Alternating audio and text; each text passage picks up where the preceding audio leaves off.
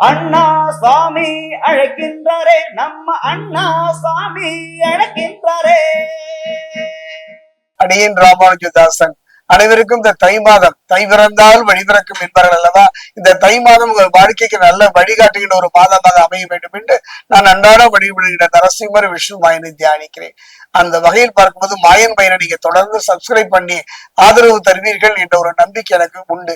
விருச்சிக ராசியை பொறுத்த வரைக்கும் கடந்த காலத்தில் நிறைய கசப்புகளையும் ஏமாற்றங்களையும் சந்தித்து வந்த உங்க வாழ்க்கைக்கு இந்த தை மாதம் எவ்வாறு அமையும் என்பதை இப்ப நம்ம சோழி பிரசனத்துல பார்க்க போறோம்.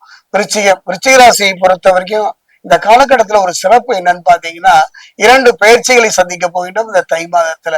பாத்தீங்கன்னா தனுசுல இருந்து மகரம் நோக்கி பாத்தீங்கன்னா ஆத்மகாரகன் பிதுர்காரகன் என்று சொல்லக்கூடிய சூரியன், களத்திரகாரகன் என்று சொல்லக்கூடிய சுக்ரன், இருவரும் பயிற்சியும் இந்த காலகட்டம்.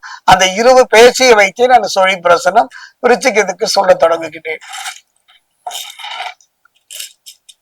விருச்சிக ராசியை பொறுத்தவரைக்கும் விசாக 4, விருச்சிக ராசியை பொறுத்த வரைக்கும் அனுஷம்,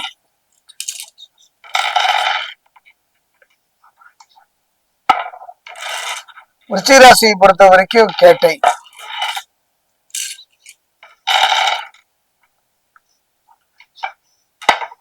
விருச்சிக ராசி அன்பர்களே, ஒரு நல்ல வழிதான் கண்டிப்பாக பிறந்துள்ளது தை மாதத்துல விருச்சிக ராசிக்கு. அதாவது பாத்தீங்கன்னா ஞானகாரன் என்று சொல்லக்கூடிய கேது ராசிக்கு 10ஆம் இடத்தில் அமர்ந்து நற்பலன்களை வழங்குவார். கேதுவை பொறுத்த வரைக்கும் ஞானகாரன் என்று சொன்னாலும் மட்டும் போராது, நற்பலனை தருவதில் இவனுக்கு ஈடு இணை எதுவுமே இல்லைங்க. கேதுவை பற்றி புரிந்து கொண்டவர்களுக்கு தான் தெரியும். பெரும்பாலான ஜோதிடர்கள் பாத்தீங்கன்னா ஞானம் என்றுதான் சொல்லுவாங்க. என்னுடைய அனுபவத்துல சோழி பிரசனத்துல இவன் மட்டும் நமக்கு நற்பலனை தந்து விட்டாலே கெடுவனே இல்லாத ஒரு நிம்மதியான ஒரு வாழ்வு அமையும். அந்த வகையில கேது ராசிக்கு 10ஆம் இடத்தில் அமர்ந்து நற்பலன்களை மட்டுமல்ல நல்ல யோகமான ஒரு நிகழ்வையும் தர தொடங்குகின்றார். தொழில் வியாபாரங்கள் செழிப்படையும், குடும்பத்துல சுபகாரியங்கள் நடக்கும். அதே நேரத்துல பாத்தீங்கன்னா ராசிக்கு 4ஆம் இடத்துல யோககாரகன் என்று சொல்லக்கூடிய ராகுவும் 5ஆம் இடத்துல சனியும் அமர்ந்திருப்பதனால சில மன குழப்பங்கள் வரத்தான் செய்யும். அடி வயிற்றுல இனம் புரியாத சில பயம் வரத்தான் தெரியும். காரணம் அவள் இருக்கின்ற இடம், இருக்கின்ற கிரகம் அப்படி. காரணம் ராகுவும் சனியும் அப்படிப்பட்ட ஒரு சூழ்நிலையை தான் தருவார்கள். அதை பற்றி கவலையே பட வேண்டாம். ராசிக்கு 4ஆம் இடம் சொன்னேன் அல்லவா, ராசிக்கு 4ஆம் இடம் ராகுவும், அதாவது 4ஆம் இடத்துல ராகுவும் 5ஆம் இடத்துல சனியும் இருப்பது சில மன குழப்பங்கள் வரத்தான் செய்யும். அதை பற்றி எல்லாம் கவலைப்பட வேண்டாம். காரணம் கொஞ்சம் கவனமா இருந்தா போதும். மிகுந்த கவனம் செலுத்தும். யாரையும் முழுமையாக நம்பி விட வேண்டாம். இதைத்தான் சொல்கிறேன், நம்பி நம்பிதானே கெட்டு போனீர்கள். யாரை நம்புவது, யாரை நம்பாமல் போவது என்று இனம் புரியாத குழப்பம் தானே தொழிலில் வாழ்க்கையில விருச்சிக ராசிக்கு கடந்த காலங்கள் அமைந்தது. இனி தெளிவான முடிவை எடுக்கின்ற ஒரு அற்புதமான ஒரு சூழ்நிலையை செவ்வாய் அமைத்து தருகின்றார். புரிந்து கொள்கின்ற ஒரு காரகத்தன்மை மட்டுமல்ல, பூமிகாரகன் மட்டுமல்ல, இரத்தகாரகன் மட்டுமல்ல, அரசு துறையில் அமர்ந்து அழகு பார்க்கின்ற ஒரு அற்புதமான கிரகம் செவ்வாய் விருச்சிகத்தை பொறுத்த வரைக்கும் இந்த மாதம் முழுவதுமே நல்ல யோக பலன்களை தருவதோடு நல்லது கெட்டதை புரிந்து கொள்கின்ற ஒரு தன்மையும் தருவார். அதன் மூலம் இழந்ததை திரும்ப பெறக்கூடிய அற்புதமான தருணம் காலம் இந்த தை மாதம் விருச்சிக ராசிக்கு. செவ்வாய் சகாயஸ்தானத்தில் உச்சம், அவரோடு புதனும் சூரியனும் இணைந்திருக்கின்றனர். அதே நேரத்துல பாத்தீங்கன்னா பொருளை யாரிடமும் சென்று நில்லாத ஒரு நிலை. இது ஒண்ணு போறாத மனித வாழ்க்கையில் இல்லை என்று சொல்லி ஒருவர் தம்பால் சென்று நில்லாமல் வேண்டும் என்றுதானே அபிராமி பட்டர் அபிராமி வேண்டுகின்றார். அந்த வகையில பார்க்கும்போது இனி உங்க வாழ்க்கையில யாரிடம் சென்று நில்லாத ஒரு நிலை பெறும். அற்புதமான ஒரு கல்வி மட்டுமல்ல, கற்ற கல்விக்கு ஒரு முழு பலனை பெறுவதோடு நல்ல தொழில் அமைந்தது, நல்ல வேலை அமைந்தது.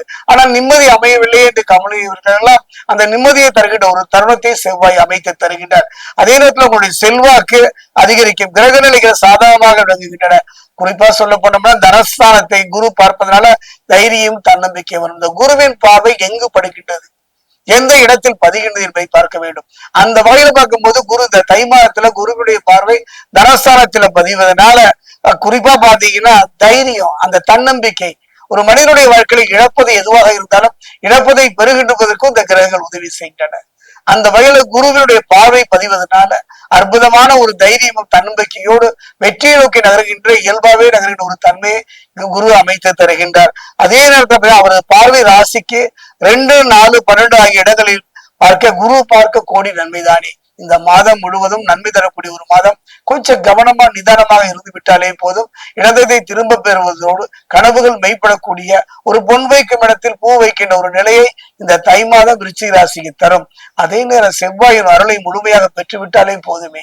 ஒரு முறை திருத்தணி சென்று திருத்தணி முருகனை மனமுழுக வழிபாடுகள். அவ்வாறு செல்ல முடியவில்லை என்றால் அருகிலுடைய முருகனுடைய ஆலயம் சென்று தேனோ பாலோ பன்னீரோ இளநீரோ வைத்து முடிந்த அபிஷேகம் செய்துகள். எதுவும் இல்லை என்றால் கண்ணீரில் வருகின்ற அந்த கண்ணீரை காணிக்கையாக்கி நற்பனை நோக்கி அவரிடம் கேளுங்கள். இனி யாரிடம் சென்றில் இல்லாத ஒரு நிலையை அந்த முருகன் தருவார். அதே நேரம் சனி பகவான், அதாவது என்னுடைய அனுபவத்துல சனி பகவான் விருச்சிக ராசிக்கு ஒரு அற்புதமான ஒரு வழியை காட்டுவார். அந்த வகையில திருத்தணியில் இருக்கக்கூடிய பாத சனீஸ்வரருக்கு அவ்வளவு சக்தி உண்டு. அந்த ஆலயம் சென்று ஒரு தேங்காய் வாங்கி இரண்டாக உடைத்து நல்லெண்ணெய் நிறைத்து தீபம் ஏற்றி வழிபாடு செய்யுங்கள். சனியும் செவ்வாயும் சேர்ந்து விட்டாலே இழந்ததை திரும்ப பெறுவதோடு எதிர்காலத்துல நிம்மதியான ஒரு வாழ்வு இந்த தை மாதத்திலேயே அவர் அமைத்து தந்துவிடும். தை மாதம் என்னுடைய அனுபவத்துல விருச்சிக ராசிக்கு சோழி பிரசனத்தை நற்பலனை தரக்கூடிய நிம்மதியான ஒரு மாதமாகத்தான் அமைகின்றது.